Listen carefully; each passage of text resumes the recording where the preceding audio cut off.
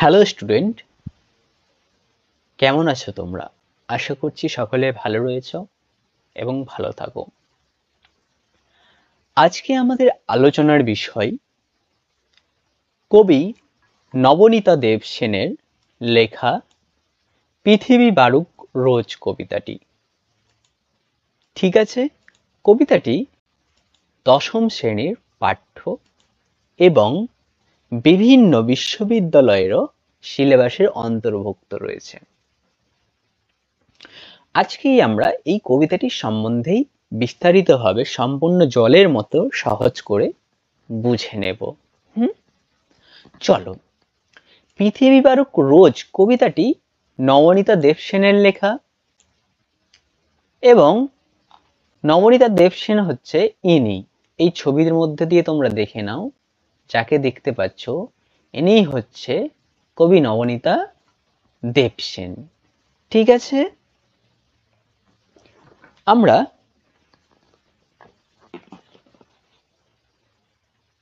এর কাব্যগ্রন্থটা জেনে নেব। কোন কাব্যগ্রন্থ থেকে নেওয়া হয়েছে? রক্তে আমি রাজপুত, রক্তে আমি রাজপুত কাব্যগ্রন্থ থেকে এই কবিতাটি নেওয়া হয়েছে। কাব্যগ্রন্থটি কত সালে প্রকাশ পেয়েছিল? 1983 সালে। ঠিক আছে, 1983 সালে কাব্যগ্রন্থটি প্রকাশ পেয়েছিল। কাব্যগ্রন্থ থেকে নেওয়া হয়েছে আমরা জানি। আচ্ছা, অনেকের মনে প্রশ্ন জাগবে, আমি তো আগের ভিডিওগুলোতে আলোচনা করে দিয়েছিলাম তোমাদের, তবু একবার বলে দিই যারা নতুন দেখছো, কাব্যগ্রন্থ কি তোমাদের অনেকের মনে প্রশ্ন জাগতে পারে, অনেকেই জানো না এবং না জানারই বিষয়, কারণ তোমরা তো জানবে, ধীরে ধীরে জানবে, নতুন শিখছো, তাই না? একটা মানুষের তো সব জানা একবারে সম্ভব না, ধীরে ধীরে জানবে। তো যারা জানো না জেনে নাও, কাব্যগ্রন্থ বলতে আমরা কি বুঝি? কাব্য মানে কবিতা। এই যে একটা কবিতা দেখছি আমরা, পৃথিবী বারুক রোজ, প্রলয় উল্লাস, আরো যেই ঘাস আমাদের কবিতাগুলো রয়েছে, সেগুলোই হচ্ছে, এক একটা কবিতাই হচ্ছে কাব্য। এবং গ্রন্থ কাকে বলছি আমরা? একটা বই, একটা বইকে আমরা গ্রন্থ বলি। কিন্তু সব বইকে কি আমরা কাব্যগ্রন্থ বলতে পারবো? না, একেবারেই নয়। কাব্যগ্রন্থ কখন বলতে পারবো? যখন একজন লেখক বা একজন লেখিকারই, ধরো আমাদের এখানে লেখিকা আছে, তাই তো, তা আমরা নবনীতা দেব সেনকে নিয়েই বলছি। নবনীতা দেব সেনের লেখা অনেকগুলো কবিতা পরপর রয়েছে, হ্যাঁ, এবং সেই কবিতাগুলো পরপর যে একটা প্রকাশ পাচ্ছে, সেটা তো আমরা অনেক জায়গাতে ছাপালে হবে না, একটা বই আকারেই ছাপাতে হবে। এবং তার এতগুলো কবিতা নিয়ে যখন একটা বই আকারে বের হচ্ছে, যখন একটা বই বের হচ্ছে, তখনই আমরা সেটাকে বলবো কাব্যগ্রন্থ। আমাদের হাতের কাছে এখন কি রয়েছে? আমাদের হাতের কাছে এখন একটা বাংলা বই আছে, তাই তো, কিন্তু সেখানে কি রয়েছে? অনেক লেখকের অনেক লেখা রয়েছে, সেটা তো গ্রন্থ হচ্ছে। আমাদের কাছে যে বইটা রয়েছে সেটা তো গ্রন্থ হচ্ছে, কিন্তু কাব্য গ্রন্থ হচ্ছে না, বা গল্প গ্রন্থ হচ্ছে না, বা প্রবন্ধ গ্রন্থও হচ্ছে না, কোনো একটা কিছু হচ্ছে না, কারণ সেখানে সবকিছু সংমিশ্রণ আছে। হ্যাঁ, সেখানে কবিতা আছে, গল্প আছে, প্রবন্ধ আছে।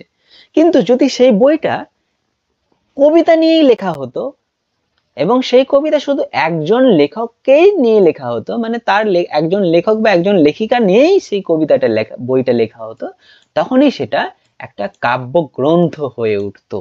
ঠিক আছে, যেমন এখানে রক্তে আমি রাজপুত, এই কবি নবনীতা দেব সেনের একটি কাব্যগ্রন্থ রয়েছে। ঠিক আছে, সেখানে শুধু তারই কবিতা রয়েছে। পৃথিবী বারুক রোজ তো রয়েছে, এছাড়াও আরো বিভিন্ন কবিতা রয়েছে এই কাব্যগ্রন্থ বা এই বইয়েতে। ঠিক আছে, চলো, বুঝে নিয়েছো? এরপরে আমাদের কি জানতে হবে বলেছিলাম? কবিতাতে ঢোকার আগে আমাদের সর্বপ্রথম জানতে হবে কবি সম্বন্ধে। কবি সম্বন্ধে জানাটা আমাদের অত্যন্ত প্রয়োজন, খুব গুরুত্বপূর্ণ একটা বিষয়। কবিতাকে মানে কবিকে জানলে, বা লেখক বা লেখিকাকে জানলে, আমাদের কবিতাটা, তার লেখা খুব সহজ সরল হয়ে উঠবে। ঠিক আছে, চলো জেনে নিই। নবনীতা দেব সেন কত সালে জন্মগ্রহণ করেছিলেন? 1938 সালে। 1938 সালে তার জন্ম হয়েছিল। হ্যাঁ, তার বাবা কে ছিল? তার বাবা ছিলেন নরেন্দ্রদেব। তার বাবাও একজন কবি ছিলেন। আমরা জানি কি তার বাবাও একজন কবি, নরেন্দ্রদেব। দেখবে তোমরা গুগলে সার্চ করে দেখবে, পেয়ে যাবে। নরেন্দ্রদেব ও তার বাবাও একজন কবি ছিলেন এবং তার মাও একজন লেখিকা ছিলেন। ঠিক আছে, তার মায়ের নাম কি ছিল? রাধারানী দেবী। রাধারানী দেবী। এই গেল তার বাবা মায়ের ব্যাপার, তাই তো। এবার জানবো নবনীতা দেবসেন কি কি লিখেছিলেন, চলো আমরা একটু জেনে নিই। তিনি কবিতা লিখেছিলেন, এই যে কবিতা একটা কাব্যগ্রন্থ, এক একটা বই এরকম বের হয়। তিনি গদ্য লিখেছিলেন, ভ্রমণ কাহিনীও লিখেছিলেন। ভ্রমণ কাহিনী বলতে যখন কোথাও ঘুরতে গিয়ে সেই ঘটনাটাকে আমরা কাহিনী আকারে ব্যাখ্যা করি, বিস্তৃতভাবে আমরা সেটা প্রকাশ করি। ঠিক আছে। সাহিত্যের নানা শাখায় তার বিচরণ ছিল, শুধু যে এগুলোর মধ্যেই ছিল তা নয়। তিনি উপন্যাস, তিনি প্রবন্ধ, আরো বিভিন্ন জায়গায় তার বিচরণ ছিল। তিনি কোথায় পড়িয়েছিলেন বলতো? যাদবপুর বিশ্ববিদ্যালয়ে। যাদবপুর বিশ্ববিদ্যালয় এটা কলকাতায় উপস্থিত। ঠিক আছে, এটা কলকাতায় রয়েছে।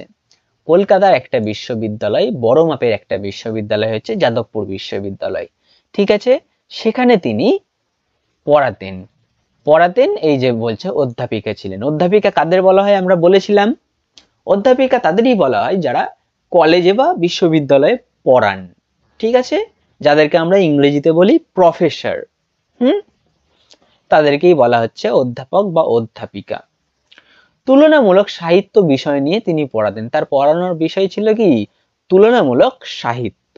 ঠিক আছে, এবার জানবো তার লেখা বইগুলো সম্বন্ধে। তার লেখা প্রকাশিত যে বইগুলো প্রকাশ করেছেন, প্রথম লেখা ছিল তার, বইটা ছিল প্রথম প্রত্যয়। তার প্রথম বই হচ্ছে প্রথম প্রত্যয়। ঠিক আছে, আরো অন্যান্য উল্লেখযোগ্য বইগুলি কি কি ছিল চলো জেনে নেই।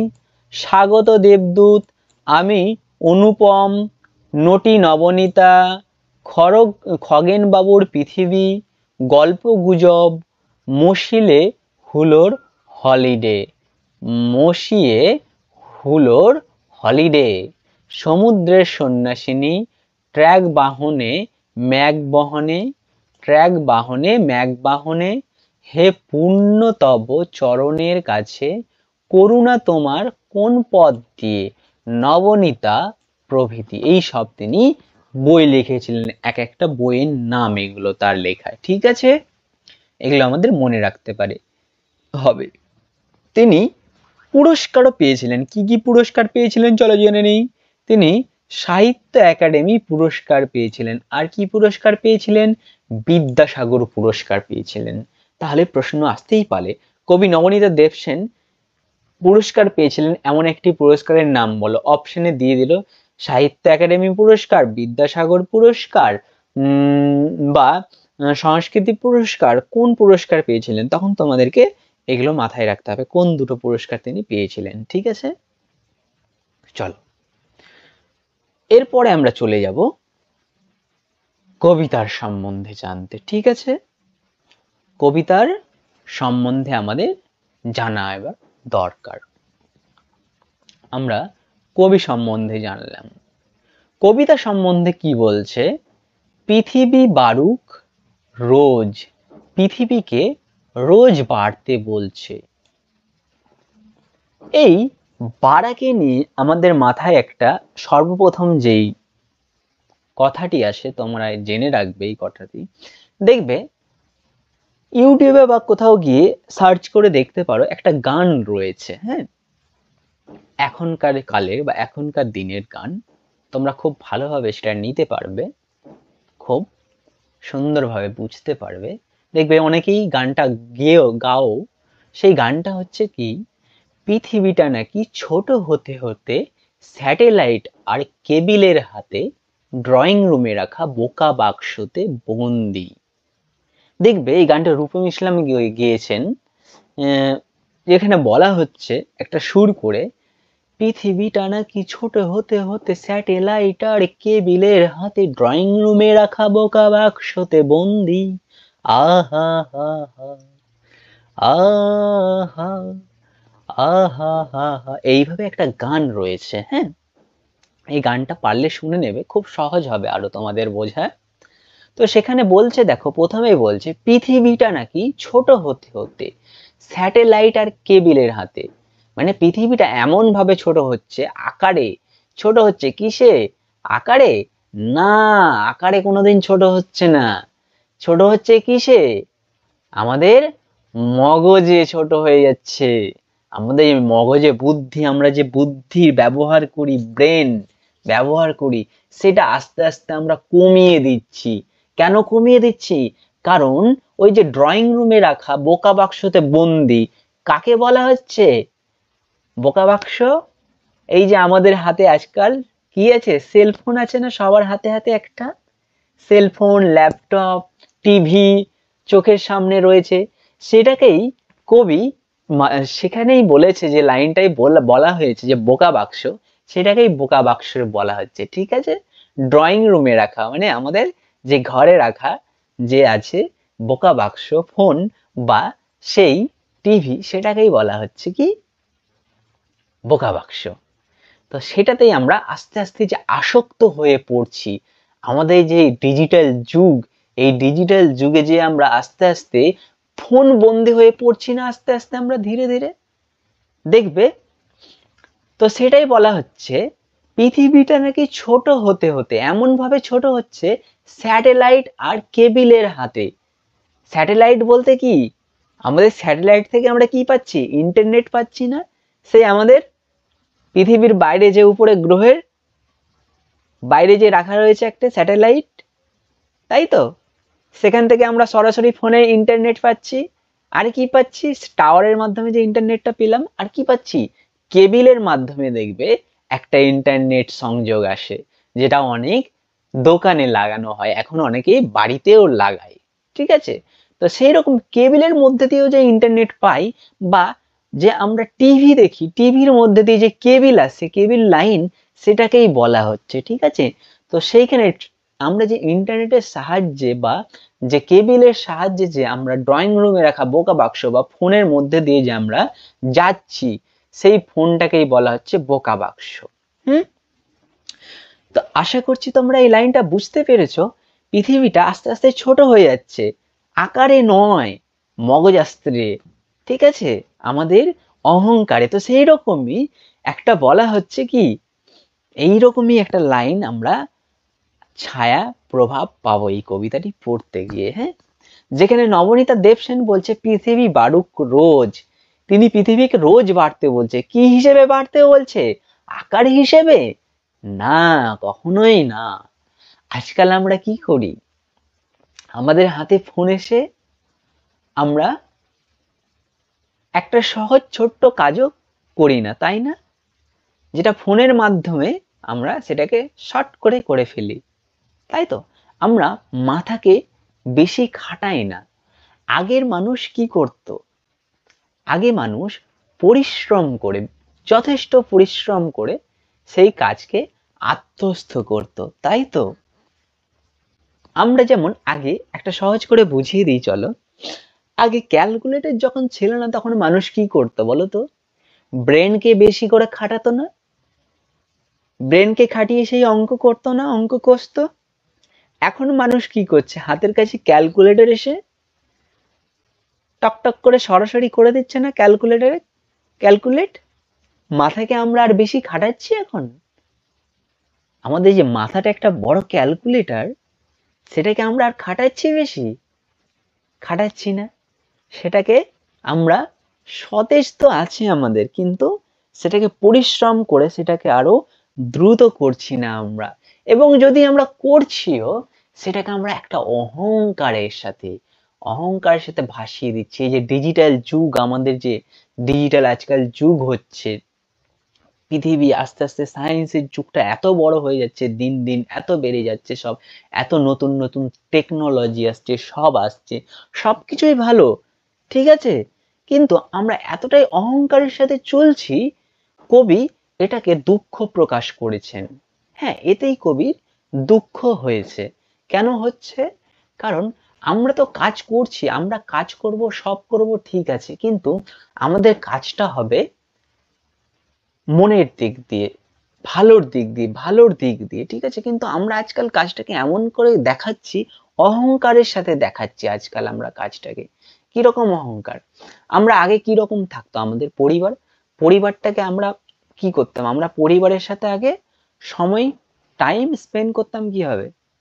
আমরা সবাই একসাথে ঘরের মধ্যে বসে থেকে তোমরা যদি তোমাদের বাবা মাকে আলোচনা করো, বাবা মায়ের সাথে বসে যদি কথা বলো, দেখবে জানতে পারবে তারা আগের দিনে কেমন ভাবে দিন কাটাতেন। তিনি সবাই একসাথে গোল করে বসে কি সুন্দর গল্প করতেন, কি সুন্দর ঘুরে বেড়াতেন, প্রকৃতির মাঝে ঘুরতেন, প্রকৃতি দেখতেন, এখানে ওখানে যেতেন, পরিশ্রম করতেন, কাজ করতেন, হাতে খেটে মাথা কাটিয়ে ব্রেন খাটিয়ে, ফলে শরীরকে খাটিয়ে, ফলে শরীরও আমাদের সতেজ থাকতো, ভালো থাকতো। কিন্তু এখন ফোনের জামানায় এসে, টেকনোলজি এসে আমাদেরকে এমন ভাবে ঘরের মধ্যে বদ্ধ করে রেখে দিচ্ছে এই ফোন বা এই টেকনোলজি, আমাদের পাশের বাড়িতে কি হচ্ছে আমরা সেটা জানতেও পারছি না, তাই না? আমাদের পাশের বাড়িতে কি হলে আগে আমরা ছুটে যেতাম, তাই তো? এখন কি হয়, আমরা উঁকি মেরে দেখতেও যাই না, আমরা ফোনের মাধ্যমেই সারাদিন ঢুকে থাকি, সেখানেই অনেক জিনিস দেখি, জানি, তাই তো? কিন্তু এই জানার মধ্যে কিন্তু কিছু নেই, এই যে অহংকার, একটা মানুষের অহংকার রয়েছে, যে টেকনোলজিকে বাড়াতে বাড়াতে পৃথিবীকে মনে হচ্ছে সে ছুঁয়ে ফেলেছে, সে পৃথিবীকে মনে হচ্ছে হাতের মুঠোয় ধরে ফেলেছে, তাই না? আমাদেরকে এমন ভাবে একটা ফোনে দেখানো হয় না যে পৃথিবীকে আমরা হাতে ধরে ফেলেছি, তাই তো? তো কবির এখানেই দুঃখ প্রকাশ করে বলছেন যে না, এটা তোমরা ভুল করছো। পৃথিবীকে কখনোই হাতের আকারে ধরা সম্ভব নয়, কখনোই সম্ভব নয়। তোমরা পৃথিবীতে বাঁচো, পৃথিবীতে থাকো, কিন্তু সবাই মিলেমিশে থাকো, একসাথে থাকো, একসাথে বাঁচো। কারো প্রতি আঘাত করে, কাউকে দুঃখ দিয়ে তোমরা থাকতে পারবে না, বেশি দিন পারবে না। প্রকৃতির ওপর অত্যাচার বাড়িয়ে বেশি দিন থাকতে পারবে না। ফলে প্রকৃতি কি করবে? আমরা দেখে এসেছি প্রকৃতি কি করে এসেছে। যখনই বেশি বাড়াবাড়ি হয়েছে, কি হয়েছে? প্রকৃতি সেই কিছু সব তছনছ করে ধ্বংস করে দিয়েছে না? সেই রকমই আমরা এই কবিতায় আভাস পাবো। ঠিক আছে, চলো আমরা কবিতাটি ঢুকি, তারপরে আমরা সুন্দরভাবে ব্যাখ্যা করছি, ঠিক আছে? কি বলছে? বিশ্ব ছোট হয়ে যাক হস্তধৃত আমলকির মতো, এ আমার প্রার্থনীয় নয়। বলছে পৃথিবীটা মানে বিশ্বটা যে ছোট হয়ে যাক একটা হাতে ধরা আমলকির মতো, আমরা আমলকি দেখেছি, সেই আমলকির মতো, একটা গোল আমলকির মতো, যেটা টক, আমরা আমলকি খাই না, সেই টক আমলকিটার মতো এই বিশ্বটা ছোট হয়ে যাক, এটা আমি চাই না। কবি এটা চাইছে না। তিনি বলছে না যে এই পৃথিবী একদম একেবারেই ছোট হয়ে যাক, একেবারে বিশ্বটা ছোট হয়ে যাক, তিনি এটা চাইছেন না। তিনি কি চাইছেন? আমি চাই পৃথিবী ছড়াক, আমি চাই পৃথিবী ছড়াক। পৃথিবীটাকে তিনি ছড়াতে বলছে। কিসে ছড়াতে বলছে? প্রশ্ন আসতেই পারে তোমাদের মনের মধ্যে, বা একটা লাইন তুলে প্রশ্ন দিতেই পারে। পৃথিবী কি বলছেন? আমি চাই পৃথিবী ছড়াক। কোন ছড়ানোর কথা বলেছেন কবি এখানে? তো এখানে আমাদের পরের লাইনটা বুঝতে হবে কি, পৃথিবী ছড়াক, আমি চাই পৃথিবী ছড়াক। পৃথিবীটাকে তিনি ছড়িয়ে যেতে বলেছেন। পৃথিবীটাকে আমরা মনের দিক দিয়ে ছড়িয়ে যেতে বলেছি। আমরা যা জানি, আমাদের যতটা দরকার ততটা দিয়ে আমরা ছড়িয়ে দিতে বলছি পৃথিবীটাকে। কিন্তু তার এমনটা নয় যে যতটা আমাদের দরকার তার থেকে বেশি নিয়েও আমরা পৃথিবীর ওপর ক্ষতি চালিয়ে, নির্মম অত্যাচার চালিয়ে সেটা আমরা করে যাব। ফলে এটা আমাদের পক্ষে ভালো হবে না, তাই তো? তাই বলছে আমি চাই পৃথিবী ছড়াক, পৃথিবী ছড়িয়ে দাও, তোমার বুদ্ধি তুমি পৃথিবীকে ছড়িয়ে দাও, দেখাও। কিন্তু তুমি এটা মনে রেখো না, তুমি এটা মনের ভাব রেখো না, একটা অহংকার রেখো না যে হ্যাঁ আমি অনেক কিছু জানি, আমি অনেক কিছু জেনে ফেলেছি, আমি বিশ্বকে, আমি পৃথিবীকে হাতের মুঠোয় ধরে ফেলেছি। এই অহংকারটা যাতে তোমার মধ্যে না থাকে। তুমি জানো তোমার মধ্যে যে আছে, যেটা রয়েছে সেটা লোকে জানবে, ঠিক আছে, তোমার মধ্যে কি রয়েছে, কিন্তু তোমাকে সেটা জানান দেওয়ার প্রয়োজন নেই, ঠিক আছে? তাই বলছে তোমার অহংকার যেটা আছে, অহংকারটাকে দাবিয়ে রাখো। যেটা জানার সেটা সে ঠিক জেনে যাবে। আমি চাই পৃথিবী ছড়াক, মানে ভালোর দিকগুলো তিনি বলছে, ভালোর দিকের, যে বৈশিষ্ট্যগুলো সেগুলো নিয়ে বলছে। আমার পৃথিবী আমি পরিশ্রম করে খুঁজে নেব। কি বলছে? আমার এই যে পৃথিবী, সেটা আমি পরিশ্রম করে খুঁজে নেব, সেটা তোমাকে দেখার দরকার নেই। আমার এই পৃথিবী, কবি বলছে কি, আমার পৃথিবী আমি পরিশ্রম করে সুন্দরভাবে আমি কাজ করবো, আমি খাটবো, আমি খেটে খুঁজে নেব আমার পৃথিবীকে। আমার পৃথিবী কি, আমি কিভাবে বাঁচতে চাই, আমি কিভাবে থাকতে চাই, সেটা আমি নিজে খুঁজে নেব। আমি প্রকৃতির কোলে বাঁচতে চাই, নাকি আমি খেটে বাঁচতে চাই, আমি শরীরকে শক্ত সতেজ রাখতে চাই, ঠিকঠাক রাখতে চাই, না আমি ফোনে বোকা বাক্সতে বন্দি হয়ে ঘরের মধ্যে থাকতে চাই, সেটা আমি খুঁজে নেব ঠিকভাবে। তাই বলছে পৃথিবী আমি পরিশ্রম করে খুঁজে নেব। পৃথিবী বিস্তীর্ণ হও। পৃথিবীকে কি বলছে? হে পৃথিবী, তুমি বিস্তীর্ণ হও, তুমি আরো বেড়ে যাও, তুমি বাড়তে থাকো। কিভাবে বাড়তে থাকো? ব্রহ্ম হও, ব্রহ্মচারণ করো। কি বলছে? ব্যাপ্ত হও, ব্রহ্মচারণ করো, চরাচর ব্রহ্ম চরাচর করছে, ব্যাপ্ত হয়ে মানে বড় হয়ে ব্রহ্ম চরাচর করতে বলছে।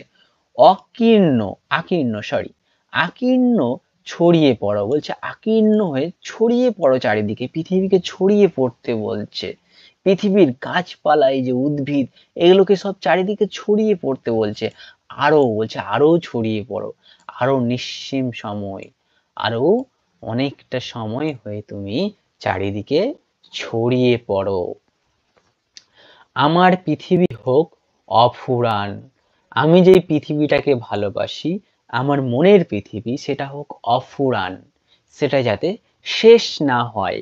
অনন্ত বিস্তার, পৃথিবীকে অনন্ত বিস্তার হতে বলছে। পৃথিবী বিধুষ্ণ হও, আমি ছোট, বলছে তুমি বিধুষ্ণ হও, আমি ছোট হই, আরো ছোট।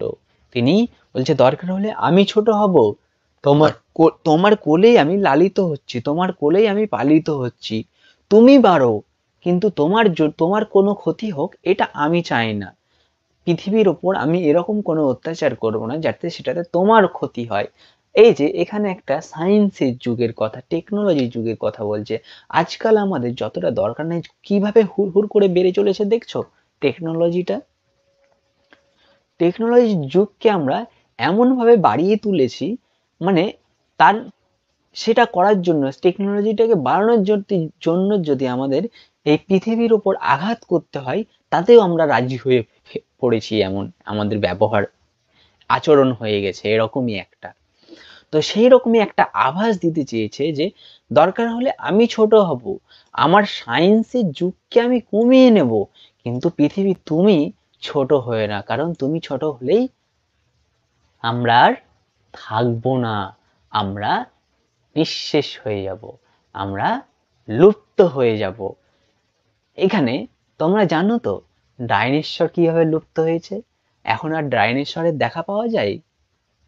এখন আমরা ছবিতেই ডাইনোসরকে দেখতে পাই, সেটা এখন লুপ্ত হয়ে গেছে পুরোপুরি, ঠিক আছে? তো সেই রকমই মানুষ জাতিটাও একটা সময় লুপ্ত হয়ে যেতে পারে।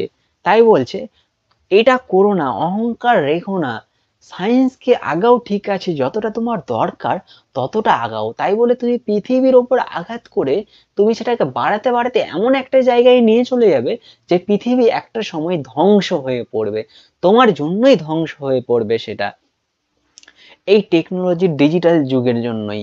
তাই বলছে আমি ছোট হই, দরকার হলে আমি আমার আয়ত্তে করে নেব, আমার ডিজিটাল টেকনোলজি যুগটাকে আমি, সায়েন্সের যুগটাকে আমি আমার আয়ত্তে করে নেব, ছোট করে নেব, কিন্তু তুমি ছোট হয়েও না। তাই বলছে আমি ছোট হতে হতে, কি বলছে, আমি ছোট হতে হতে একগুচ্ছ রেশমের মতো নরম ও নিরাকার। দেখো কি সুন্দর লাইন তুলে দিছেন কবি। আমি ছোট হতে হতে বলছে আমি এমনই ছোট হয়ে যাব, একগুচ্ছ রেশম। রেশম মানে কি আমরা জানি, সুতো, তাই তো? সেই সুতো, একগুচ্ছ রেশম বলতে একটা শাড়িকে বলা হচ্ছে, ঠিক আছে? একগুচ্ছ রেশমে তৈরি যে নরম ও নিরাকার, যেটার কোনো আকার নেই, অ্যাকচুয়ালি আকার তো রয়েছে কিন্তু সেটা নিরাকার, যথা সামান্য ইশারা পেলেই, বলছে এই যে নিরাকার যে সুতোটা আছে, আমি যদি ইশারা পাই, যথা সামান্য ইশারা পেলেই নিজেকে গুটিয়ে নিয়ে রাজপুতানি মখমলের শাড়ি আংটির ফোকর দিয়ে সবিনয়ে গলে চলে যাব। কি বলছে? আংটির ফোকর দিয়ে সবিনয়ে গলে চলে যাব। কি গলে যাওয়ার কথা বলেছে? নিজেকে। নিজেকে তিনি এমন ভাবে গুটিয়ে নেবে, ঠিক আছে, দেখো কি সুন্দর একটা তুলনা দিয়েছে। তিনি নিজেকে এমন ভাবে গুটিয়ে নেবে, রাজপুতানি একটা শাড়ি রয়েছে দেখবে, মখমলের শাড়ি বলে আমরা জানি, যেটা ঢাকাই শাড়ি, অনেক ঢাকা শাড়ি আমরা নাম শুনেছি, বাংলাদেশের অনেক শাড়ি। তো সেই রকমই একটা মখমলের রাজপুতানি এমন একটি শাড়ি আছে, যেটা এমন নরম সুতো এবং সূক্ষ্ম সুতো একটা আংটির মধ্যে দিয়ে, শাড়িটা তো চওড়া এবং লম্বায় অনেকটাই বড়, কিন্তু তবুও একটা আংটির ভিতর দিয়েও সেটা প্রবেশ করে যায়, সেটা এপার থেকে ওপার হয়ে যায়। তাই বলছে আমি এমন ভাবে ছোট করে নেব নিজেকে, যে একটা আংটির মধ্যে দিয়ে যেমন শাড়িকে ঢুকিয়ে ফোকর দিয়ে সবিনয়ে বের করে নেয় বা চলে যায় গলে, ওর ভিতর দিয়ে গলে চলে যায়, সেই রকমই আমিও গলে চলে যাব, কিন্তু তুমি ছোট হয়েও না, পৃথিবীকে বলছে। ঠিক আছে? পৃথিবী অনেক বড়, পৃথিবীকে ছোট হতে দিও না। এটা কাদের বলছে? এটা আমাদের প্রতি একটা মেসেজ দিচ্ছে কবি, আমাদের প্রতি বলছে দেখো, পৃথিবী অনেক বড়, বলছে আমাদের এই পৃথিবী অনেক বড়, এর ওপর একে ছোট হতে দিও না, মানে এর ওপর আর অত্যাচার চালায়ও না। আমরা কি করি? আমরা গাছ কাটছি, আজ কত, আজকে বড় বড় সব অট্টালিকা তৈরি হচ্ছে। আমরা আজ কি করছি? জলের অভাব দেখা দিচ্ছে না, আজকাল গরম কি রকম গরম পড়ছে, এখন আর কি সেই রকম আগের মতো ঠান্ডা আছে? এখন যে যানবাহন গাড়ি ঘোড়া এতটাই বেড়ে গিয়েছে, এতটাই চলে গিয়েছে, এতটাই বাষ্প, এতটাই দূষিত হচ্ছে, সেই ধোঁয়ার ফলে, ফলে কি হচ্ছে? পরিবেশ দূষণ হচ্ছে, পৃথিবী নষ্ট হচ্ছে, তাই না? এই যে পৃথিবী আগে, এখন আর জল পাওয়া যায় না, খাওয়ার জল এখন কত কষ্ট দেখবে, পৃথিবীর জল এখন আর সহজে পাওয়া যায় না, মাটি খুঁড়ে দেখবে কত তলায় এখন জল অল্প সামান্য মানে রয়েছে। ফলে কি হচ্ছে? এই যে পৃথিবীর ওপর অত্যাচার চালাচ্ছে, পৃথিবীরও তো কষ্ট হচ্ছে। এই যে উদ্ভিদ, আমরা গাছ কেটে চলেছি, আজকাল এক একটা গাছ কেটে ঘর, অট্টালিকা, বড় বড় ঘর তৈরি করছি, আমরা শ্বাস নিতে, আর কদিন পর আমাদের শ্বাস নিতে কষ্ট হবে। ফলে সরকার কি করছে এখন? সরকার একটা কাজ করে চলেছে না, গাছ লাগানো, গাছ লাগাও প্রাণ বাঁচাও, একটা আছে না? তো সেই রকমই বলছে পৃথিবীকে ছোট হতে দিও না, পৃথিবী বড় হও, পৃথিবী অনেক বড়, পৃথিবীকে ছোট হতে নেই। পৃথিবীকে বলছে পৃথিবীকে ছোট হতে নেই, পৃথিবী অনেক বড়। তারপর একটা কি বলছে দেখো, সুন্দরভাবে একটা মেসেজ জানিয়ে দিল, যে তুমি যদি পৃথিবীর ওপর অত্যাচার চালাও তাহলে কি হবে, এই দুটো লাইনের মধ্যে বুঝিয়ে দিচ্ছে, চলো। পশু পাখি উদ্ভিদেরা কিছু মাত্র বিস্মিত হবে না। বলছে তুমি যদি এই পৃথিবীর ওপর অত্যাচার চালাও, তাহলে পশু পাখি উদ্ভিদেরা কিন্তু কিছুমাত্র বিস্মিত হবে না। কেন বিস্মিত হবে না? কারণ তারা জেনে গিয়েছে, উদ্ভিদেরা, পশু পাখিরা জেনে গিয়েছে যে ডাইনোসর, ডাইনোসর লুপ্ত হয়ে গেছে, আজকে ডাইনোসর আজকে আর নেই, সে যে লুপ্ত হয়ে গেল, সে জানে, উদ্ভিদেরা জানে যে গাছপালা, যে পশু পাখি, যে আমরা জানি গাছপালা আগে কি ছিল, উদ্ভিদের ওপর দিয়েই তো প্রথমে গিয়েছিল। যখন একটা কিছু ধ্বংস হয়, যখন কোনো একটা শহর ধ্বংস হয়, বন্যা আসে দেখবে, অনেক ঝড় এসে, ঝড় ঝাপটা এসে একটা তছনছ করে দিয়ে যায় না, একটা গ্রামকে, একটা শহরকে সব ধ্বংসে তলিয়ে দিয়ে যায় না মাটির তলায় এক একটা সময়। এটা তো পৃথিবীরই খেলা, তাই না? আমরা পৃথিবীর উপর অত্যাচার চালাচ্ছি বলেই বলেই তো এক একটা এরকম জিনিস আসছে। এই বন্যা হচ্ছে, জলের স্রোত এসে আমাদেরকে ভাসিয়ে দিয়ে চলে যাচ্ছে, আজকে আমরা খেতে পাচ্ছি না, এরকম একটা সময় হয়ে চলে যাচ্ছে। তো এগুলো তো আমাদেরই ফল, আমরা করছি বলেই তো তার ফল পাচ্ছি আমরা, তাই তো? তাই বলছে এই যে তোমরা করছো এটা, এটা কিন্তু, এতে পশু পাখিরা বিস্মিত হবে না, তোমরা যে এদের ব্যবহার, তোমরাও যখন লুপ্ত হয়ে যাবে, তখন কিন্তু ওরা কিছু বিস্মিত হবে না। বলছে সেই রকম যেমন ডাইনোসর লুপ্ত হয়ে গেছে, যেই রকম ভাবে উদ্ভিদকে উপড়ে দিয়ে নতুন এক উদ্ভিদের সূচনা করেছে, পৃথিবীই তো সব করেছে, তাই তো? পৃথিবীর ওপরেই তো সব হয়েছে। তাই বলছে সেটা যখন হয়েছে, তখন উদ্ভিদেরাও বিস্মিত হবে না, কারণ তারা জানে কি হতে চালে, কি হতে পারে। তুমি যদি পৃথিবীর ওপর অত্যাচার চালাও তাহলে কি হতে পারে তারাও জানে, পশু পাখিটাও জানে। হ্যাঁ, কারণ তারা প্রকৃতির কোলে লালিত, তারা জানে, এই সব জেনে গেছে, ওরা সব জেনে গেছে, ওরা সব জেনে গেছে, কারণ ওরা একটা সময় জেনে গেছে। এই যে উদ্ভিদ বললাম, এক্ষুনি যেই লাইনটা বললাম, ওরা একটা সময় জেনে গেছে যে কি হতে পারে, কিন্তু মানুষের দেরি নেই। এই দেখো, মানুষও একটা সময় এমন ভাবে লুপ্ত হয়ে যাবে ডাইনোসরের মতো, মানুষেরও আর দেরি নেই। তাই বলছে আমরা যে অত্যাচার চালাচ্ছি পৃথিবীর ওপর এক এক করে, সেই অত্যাচারের ফলে এমন সময় একটা লুপ্ত হয়ে যেটা আমাদের সমস্যা দেখা দেবে। ঠিক আছে, তো এইরকমই কথা বলছেন, কে কথা বলছেন? এইরকমই একটা কথা বলছেন কে? কবি মেসেজ দিচ্ছেন যে আর আঘাত করো না, পৃথিবীকে আর আঘাত করো না। পৃথিবীকে কেউ কোনোদিন হাতের মুঠোয় আনতে পারেনি। তুমি যতই চেষ্টা করো হাতের মুঠোয় আনার, একটা সময় পৃথিবী তোমায় ধ্বংস করে তছনছ করে দিয়ে চলে যাবে। তুমি সেখানে আর থাকবে না, আবার নতুন প্রজাতি নতুন কিছু এসে আবিষ্কার করবে, নতুন একটা জিনিস সেখানে তৈরি হবে, সবকিছু থেকে যাবে কিন্তু তুমি থাকবে না। তাই বলছে যতটা দরকার, যতটা তোমার অহংকার রাখবে না। তুমি জানো সবকিছু ঠিক আছে, তোমার ব্রেন জানে সবকিছু ঠিক আছে।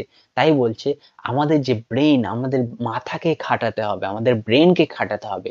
আমরা ওই ওই জিনিসটায় আবদ্ধ থাকবো না। টেকনোলজিতে আমরা থাকবো, জানবো, শিখবো, কিন্তু আমরা এতটাই গভীরভাবে আবদ্ধ থেকে যাব না। আমরা মাথাটাকে নাড়াচাড়া করব, আমরা বুদ্ধিটাকে খাটাবো, আমরা শরীরকে চর্চা করব, শরীর চর্চা করে জানবো। তাহলেই তো আমরা ভালো থাকবো, প্রকৃতির কোলে প্রকৃতিকে ভালোবাসবো, প্রকৃতির কোলে লালিত জিনিসকে ভালোবাসবো। তাহলেই তো আমাদেরকে ভালো রাখবে পৃথিবী। এটাই একটা মেসেজ দিচ্ছে কবিতায়। ঠিক আছে, আশা করি তুমি কবিতাটি বুঝতে পেরেছো তোমরা সকলে। তো কবিতার বিষয় ছিল এইটুকুই, খুব একটা সহজ সরল কবিতা। ভালো করে যদি পড়ো তাহলে বুঝতে পারবে। ওই লাইনটা যেটা বললাম, গানের লাইনটা, সেটা তোমরা একবার দেখে নেবে, তাহলে আরো সহজ হয়ে যাবে তোমাদের কাছে। ঠিক আছে, মানে টেকনোলজির যুগটা থেকে বাইরে আসতে বলেনি, কিন্তু সেটাকে কম করতে বলেছে, একেবারেই ছেড়ে দিতে বলেননি। তুমি যতটা জানো ভালো, কিন্তু এতটাই অত্যাচার চালায় না যেটা তার কষ্ট হয়, অন্যের কষ্ট হয়, সেটাই বলছে। ঠিক আছে, চলো, যদি ক্লাসটি ভালো লাগে চ্যানেলটিকে সাবস্ক্রাইব করে দেবে এবং ভিডিওটিতে একটা লাইক করে দেবে এবং বন্ধুদের মধ্যে শেয়ার করে দাও। ঠিক আছে, চলে নোটিফিকেশনটা অন করে দেবে যাতে পরবর্তীকালে ভিডিও ছাড়লে তোমাদের কাছে সহজেই পৌঁছে যায়। চলো।